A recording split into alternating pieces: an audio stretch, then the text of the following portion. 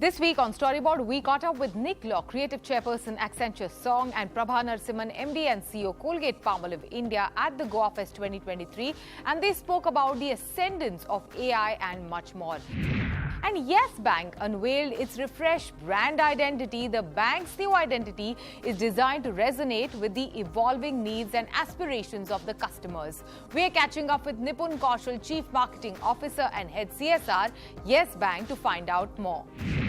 Hello and welcome to Storyboard. I'm Shabani Gharat. At Goa Fest 2023, Storyboard 18 team caught up with leading voices in business and brandscape. Among them was Nick Law. Storyboard 18's Dilshad Irani spoke exclusively with Nick, who's the global creative chairperson of Accenture Song, a creative tech-powered organization that closed out FY22 with $16 billion in revenue. Check Nick's views on Accenture's plans, India, creativity, artificial intelligence, and much more.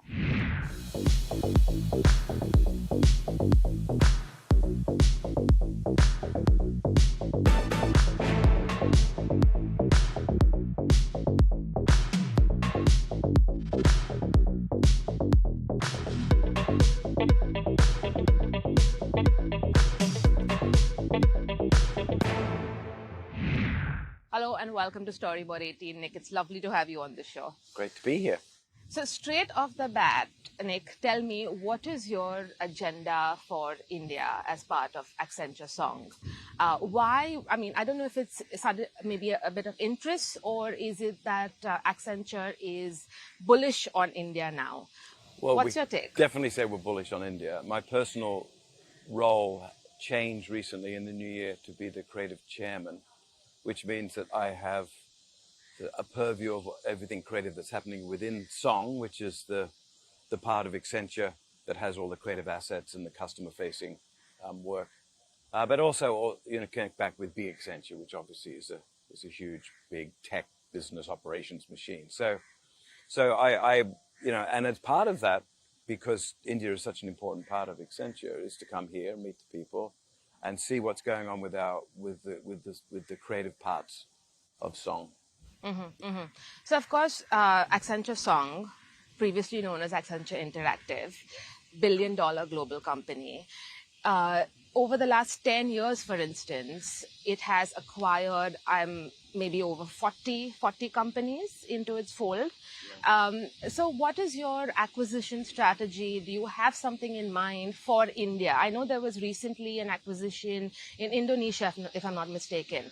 So, I mean, do you have your eyes set on any assets here? I will say that just generally, a lot of the acquisitions that happened for Accenture Interactive happened obviously before I started.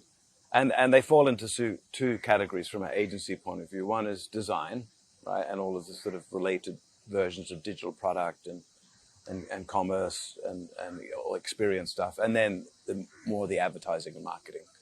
So that's the sort of span of creative assets that we look at. And obviously, for an acquisition to be worthwhile, it needs to be strategic and connect back into the larger sort of connected offering that we have. So that's a really important part. And, I'm going to talk today about in the end, creativity is about combinations and connecting different things. And we have a lot of pieces to connect at Accenture, which gives us our superpower. Something that I've observed, sort of over the last 10 years, while India as a market has gained significant creative clout, it is also in a way becoming a back end for agencies, networks, for marketing services companies, everything from software development to, cheap and fast content creation. Now, I mean, maybe take off your Accenture Song hat and tell me, as someone who's been in this business that long, what are some of the advantages and risks of something like that happening, especially when we are on this cusp of greatness, so to speak? Yeah. Well, so from the outside looking in, for years and years, because I've been coming to India for a long time and I have a great affection for the place, India has always had this amazing sort of technical ability, great engineers.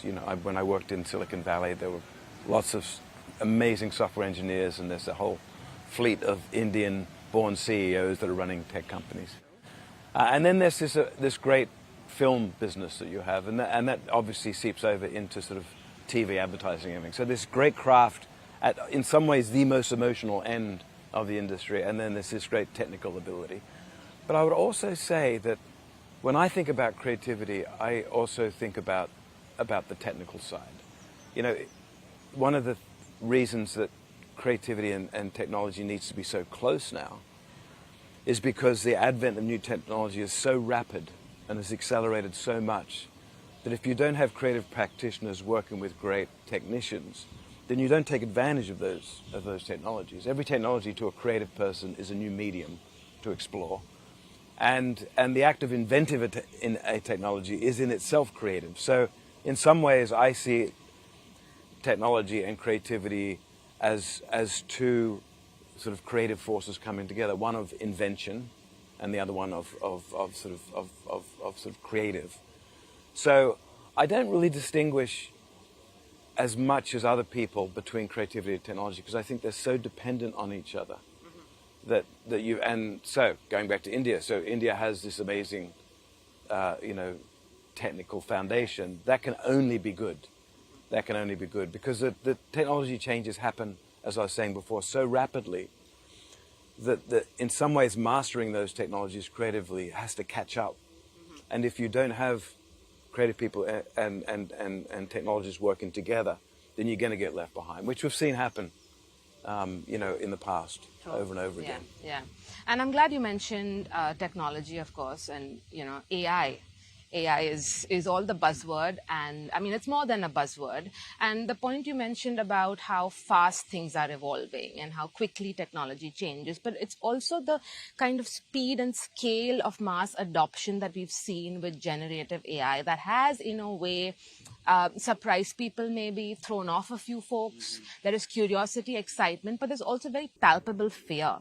So what is your general sense of what is happening? Well, the thing that characterizes it is not only that it's been democratized very quickly, like I think one of the fastest, install bases in over a short period of time of any technology. It's not just that, but it's also the fact that it's machine learning means that you're not waiting for people to create new updates. It's doing updates itself. So that's why it's sort of exponentially changing, and it's sort of dizzying to see what you could create 6 months ago compared to what you can create today. Every time there's a new, a new thing that comes out, either from an image point of view or a text point of view, it just seems mind-boggling, right? And so I think at some point we will see of it less. We'll see of it less as a trick, because right now we're still so enamored by the fact that this thing can happen, and it's not, we're going to have to wrestle it to the ground and master it and create new grammars around creativity. I think that's what's coming. I mean, the other thing that's important to note is, unlike other technologies that have sort of come along, even the creators of these technologies are very aware of some of the externalities. So the conversation with government, with regulators, with government, amongst the community is happening already. So that at least is promising to me, And as a creative person, I see it as an accelerator of creativity, and I see it as something that needs to be mastered. One of the things I think we need to be careful of is to understand that this is not just like every technology that comes along. It doesn't make people that are not very talented enormously talented.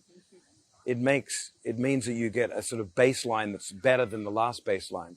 But the quality of thinking that, of brilliant people still matters. In fact, some ways it matters more. Well, it was lovely chatting with you, Nick. Thank you. It was Thank nice you so chatting much. with you. Thank No you. problem.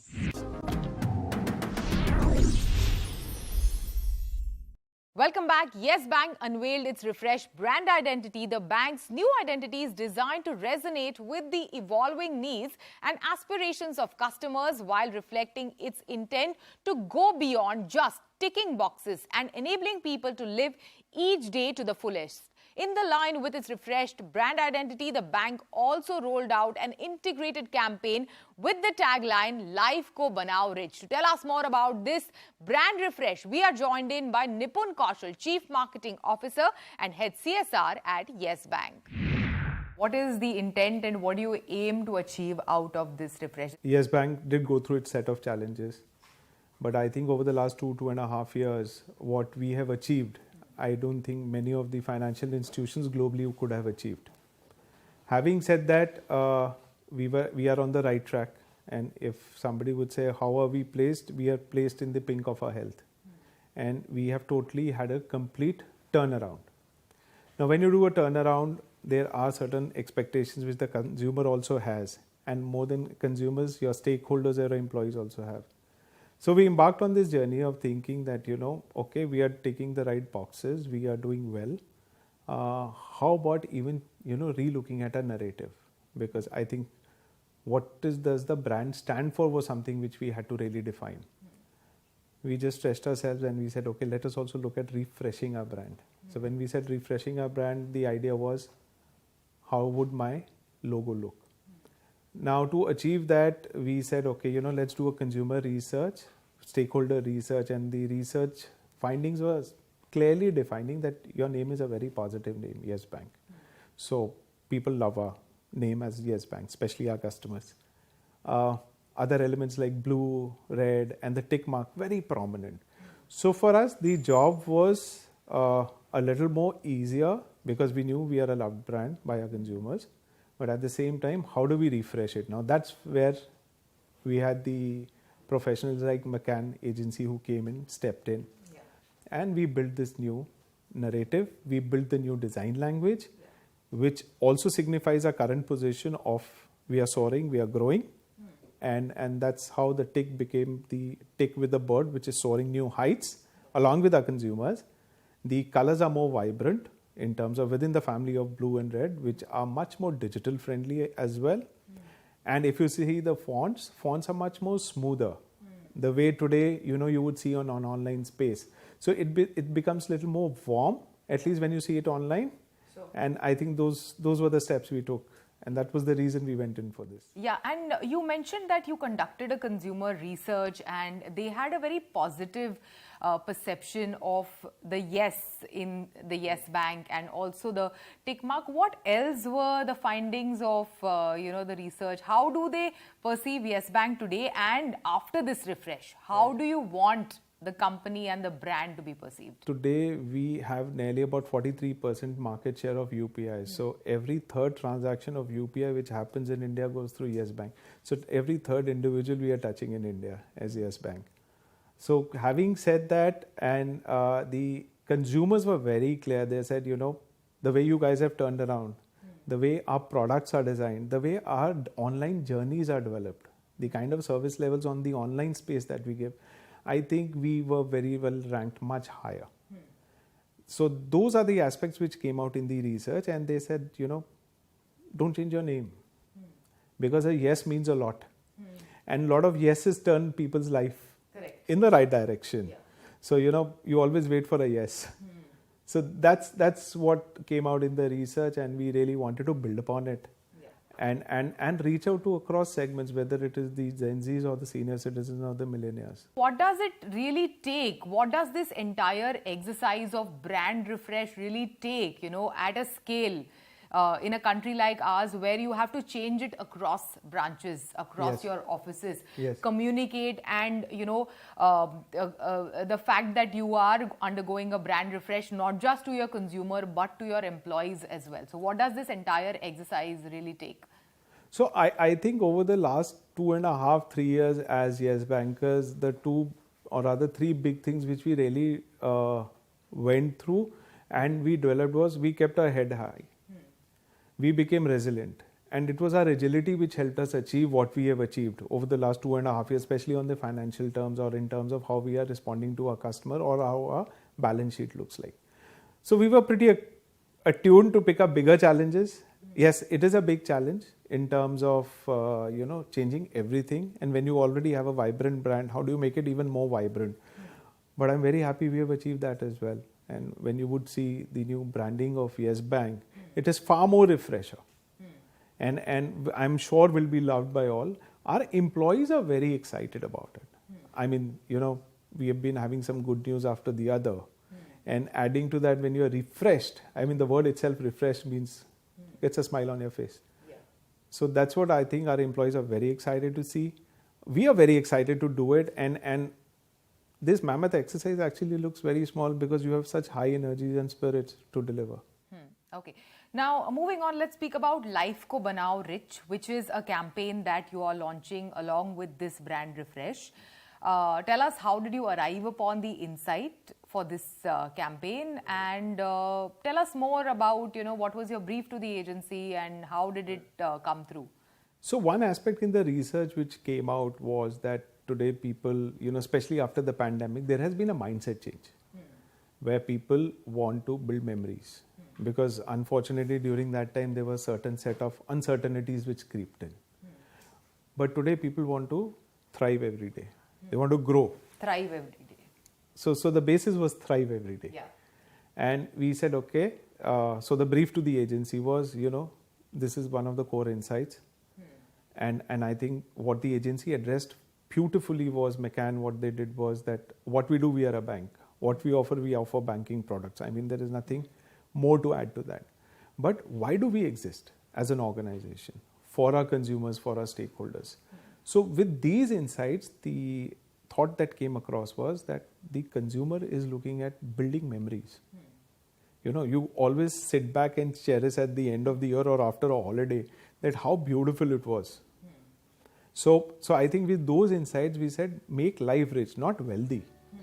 I mean, you can make your life rich. A rich life is far different from a wealthy life. So the quotient of happiness, spending time with the family, doing things that you love, and for sure the best banking experience Yes Bank will give you. So you spend more time building those memories, life ko banao rich, banking hum kar denge. And this is such a Gen Z insight, because this is the way in which Gen Zs also go about their life. They go about, as compared to like our parents or the older generation that believes in saving, and now the generation is more about how to make every day beautiful, how to make every day more lively. So with this, do you intend to rope in more Gen Z consumers, get in more Gen Z consumers for your bank? Certainly. So we are looking, because that's the population which is growing, and India is one of the youngest in the world, and it's going to be the youngest in the world. So I mean, those are my prospective customers, and maybe few of them are existing customers.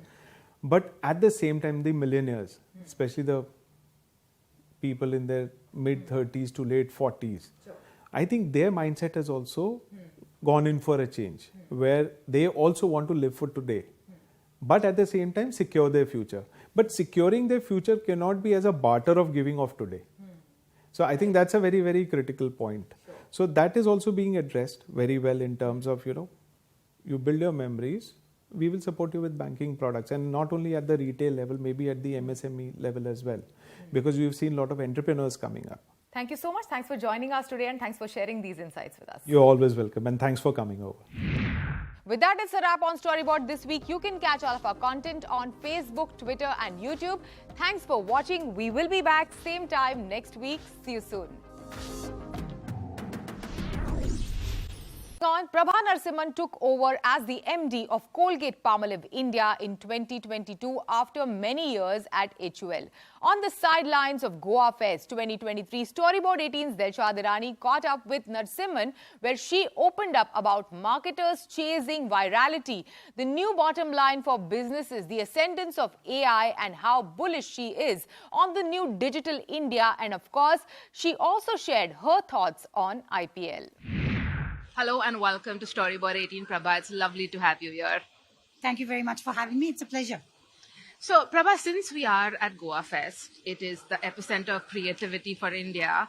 Let me just ask you then quickly, what is the one big idea that has come out of Colgate in recent times, and a piece of work that you think should be the direction in which you want the brand to go in? So thank you for asking me this question. It could not have come actually at a better time, because we have just released our new Colgate Strong Teeth creative. I'm not sure if you've seen it, but the fundamental idea of it really has two parts to it. One, it amplifies the benefit of strong teeth through the cutting machine analogy. And the second is it subtly and organically weaves in the science of calcium plus arginine, which is really the backbone of Colgate Strong Teeth that allows it to deliver the strong teeth and the remineralization. And what I love about this creative is that, I'm not sure if you've seen the piece of advertising, but it's really about this toothless granny talking about how she nourishes the teeth of her granddaughter so that her granddaughter is able to be this very efficient, very adorable cutting machine. And what I love about this piece of advertising is that it is just so true. It talks to the values that Colgate Strong Teeth has held for a long, long period of time, the values of caring, of family, of intergenerational connect, with a product that delivers to the core of Colgate, which is better oral health. So you also mentioned earlier the bit about how Colgate has been such a long-standing brand, right? So how do you keep things fresh, especially with the pace that we are going in? How do you manage to sort of keep, especially with your marketing initiatives, how do you do that? So I think there are 2 or 3 things that we look at. Firstly, while the brand is old and we've been in this country for 85 years now, the effort to stay current with what consumers needs, what their aspirations are and what they want is actually critical for us. And so some core values we hold dear, like the things I talked about, family values, intergenerational connect, those are held dear and they are constant, but some things evolve in terms of how we express that. And that's really what we look to do. So the first is about having strong core consumer connect. And that is up and down the width of the organization. The second, of course, is now we're really lucky to just have so much data. You have so many options, so many cuts, so many slices. A lot of it is real time. You can get feedback. Like we've put this piece of communication out. We've already got so much feedback on it. And I think it's fantastic. And that allows us just to keep getting better and better and pushing the envelope more and more. So those are kind of, I think, the 2 key aspects of how do we make sure that an 85-year-old brand stays as current as the day it was launched. You know, it's really interesting to me because I don't see Colgate as a brand that typically chases virality. But we know that marketers today do on some level chase virality. They want their campaigns, they want their brand to go viral in a good way, of course. And there have been 2 campaigns that have really stood out. There was one with an influencer that you had, which, flaws are beautiful, for instance. And then you have this campaign again. And so has that ever been a thing for you where virality has been a sort of metric that you have looked at, whether it's your time here or in your previous experiences? Put on your marketer hat for a second right now and tell me if you've ever thought of that as a metric. So I must confess, in the early days, we did think of it and we used to spend a lot of time chasing virality. But as I've got older and hopefully wiser, I think I've realized that you can't chase virality. Things go viral when they have a certain inherent appeal, and therefore people share it because it appeals to them at a deeper level than advertising. And in fact, consumers are very, very quick to spot something that's being pushed to them for the sake of virality. So in my head, I must confess, I've stopped chasing it. The brief is now, please, can we create good work that stays true to the core of what's the benefit that the brand is offering? And then if the virality comes, that's fantastic. It is one indicator of we've done a good job. If it doesn't come, that's also okay. Absolutely, not manufacturing virality for certain. Let me just sort of zoom out a little bit, Prabha, and ask you about something that has been a long-standing trend for the past maybe a decade or so, which is purpose in brand building. And we've been seeing how important it's getting, especially with ESG and sustainability being very top on the agenda of corporations across the world. Do you see now a stronger case being built for connecting purpose and profits? Because typically there was lots of skepticism about, is purpose-driven brand building really helping the business and bottom line? So let me ask you then, is the new bottom line for you people, planet, profits? So I think I'm lucky to have worked for 2 companies and this one also where this is actually at the core. So at the Colgate purpose globally and for India is reimagining a healthier world for people, their pets and the planet. And I think that just kind of sums it up. And when I think about how that translates into real action, because you can have any kind of statement, but what is the action that backs up the statement? I think the first one is a long-standing commitment to improving oral health in this country. So there is this Colgate flagship program of the Bright Smiles, Bright Future, which teaches oral health education to children in rural India. We've been running this program for multiple decades now and have reached over 170 million children. We've doubled down on our commitment on that program, have just recently working with the Andhra Pradesh government to reach 4 million children in Andhra Pradesh with this program. So that's one of the big ways in which we translate this whole idea of reimagining a healthier future. The second, of course, is through technology. We are a science-based company. Our products are about science. We like the idea of putting technology. And one of the great things that we've done recently is really to create, along with partners, a recyclable toothpaste tube. It is the first recyclable toothpaste tube. And what we have done is to make that available to other companies so that all toothpaste tubes can become recyclable and hopefully therefore create a circular economy around one source of waste. So these are a couple of examples of how this company actually at its heart lives its purpose. And like we were discussing earlier, for me, purpose is about what you do, the entirety of your ecosystem, rather than are you able to put out a piece of communication that talks about purpose. Lovely. It was lovely chatting with you, Prabha. Thank you so much. Thank you so much. It was my pleasure. It is time for a short break. On the other side, Yes Bank unveiled its refreshed brand identity this week. We're catching up with Nipun Kaushal, Chief Marketing Officer and Head CSR Yes Bank, to find out more.